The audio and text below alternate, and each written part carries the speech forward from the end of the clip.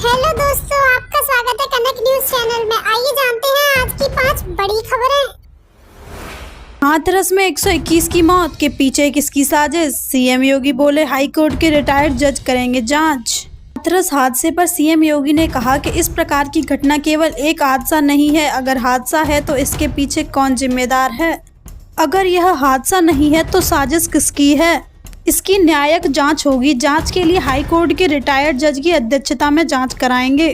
का नोटिफिकेशन आज ही जारी हो जाएगा। जांच में जो भी दोषी होगा उसे सजा और दोबारा ऐसी घटना न होने की सुनिश्चित किया जाएगा। सीएम योगी ने कहा कि जांच की प्रारंभिक रिपोर्ट मिल गई है। उनसे इस घटना के तह तक जाने के लिए कहा गया है। उनसे कहा गया है कि आयोजनों को पूछताछ के लिए बुलाया जाए और दोषी पर कार्रवाई की जाए। सीएम योगी बुधवार की सुबह घटनास्थल भी गए। इसके बाद मीडिया से बात करते हुए कहा कि 121 लोगों की मौत हुई है। इसमें यूपी के अलावा एमपी, राजस्थान और हरियाणा से जुड़े हुए हैं। यूपी में हाथरस, बदायूं, कासगंज, एटा, ललितपुर, फिरोजाबाद, मथुरा, पीलीभीत, लखीमपुर खीरी 16 जनपदों के लोग हादसे में प्रभावित हुए हैं। 121 में से 6 लोग अन्य राज्यों से थे। इनमें एमपी का 1, हरियाणा के 4 और राजस्थान के 4 लोग हैं।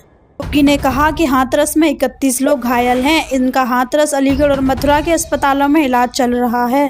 सभी खतरे से बाहर हैं। मेरी बातचीत भी उनसे हुई है और सभी ने बताया कि कार्यक्रम के बाद हादसा हुआ। जब बाबा का काफिला आया था तब उनकी और महिलाओं का काफिला बढ़ा तो इसी के बाद सभी एक दूसरे के ऊपर चढ़ते चले गए। सेवादार भी धक्का देते रहे। इससे जीटी रोड के दोनों ओर हादसा हुआ। इससे दुखद पहलू यह था कि सेवादार प्रकाशन का अंदर जाने नहीं दिया। प्रारंभिक रूप से इसे दबाने का प्रयास किया। प्रशासन ने जब लोगों को अस्पताल भेजना शुरू किया तो सेवादार वहां से भाग निकले। पीलीभीत से भोले बाबा के सत्संग में गए थे 270 से अधिक अनुयायी। 3 महिलाओं ने गंवाई जान। पीलीभीत शहर, पूरनपुर, बीसलपुर समेत कई इलाकों से भोले बाबा के अनुयायी हाथरस गए थे।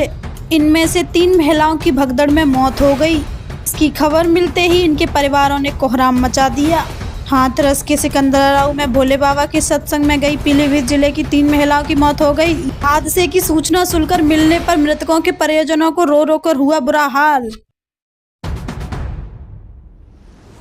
भगदड़ में मारे गए लोगों के शवों का पोस्टमार्टम। डॉक्टर ने बताया किस कारण हुई सबसे अधिक मौतें।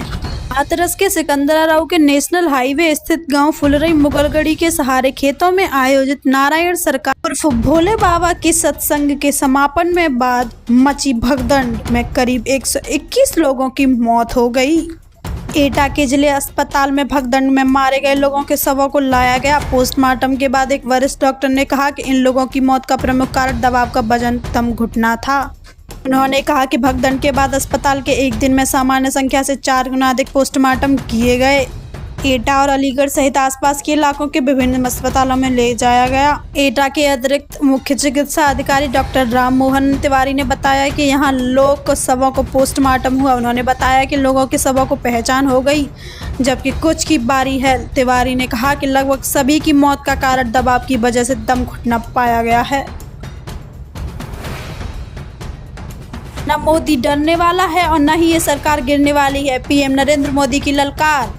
लोकसभा में प्रधानमंत्री नरेंद्र मोदी राष्ट्रपति के भाषण पर धन्यवाद प्रस्ताव पर हुई चर्चा का जवाब दे रहे हैं। उन्होंने कांग्रेस और राहुल गांधी पर करारे हमले किए हैं। कांग्रेस को परजीवी पार्टी तक बता दिया है।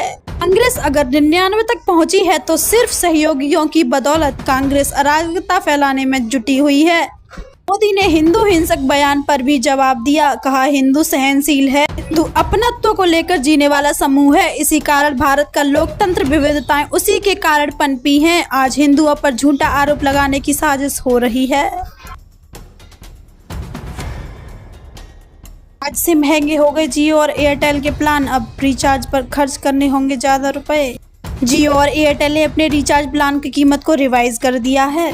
कंपनियां पहले ही ऐलान कर चुकी थी कि वे 3 जुलाई से नई कीमतों को लागू करेंगी। ऑफिशियल वेबसाइट पर नई कीमत आ गई हैं। अब यूजर्स को नए रिचार्ज पर ज्यादा जेब ढीली करनी होगी। जहां जियो का पहले 28 दिन की वैलिडिटी वाला सबसे सस्ता प्लान 155 रुपए का था, वहीं अब ये प्लान 189 रुपए का हो गया है। वहीं एयरटेल की कीमतों में इजाफा किया गया है। वीआई अपने प्लान की कीमत 4 जुलाई से बढ़ाने जा रहा है। गोपाल जी भतीजे को भी बताई सीबीआई का शिकंजा कसने वाला कौन था। राज्यपाल में पीएम ने अखिलेश को किया आगाह।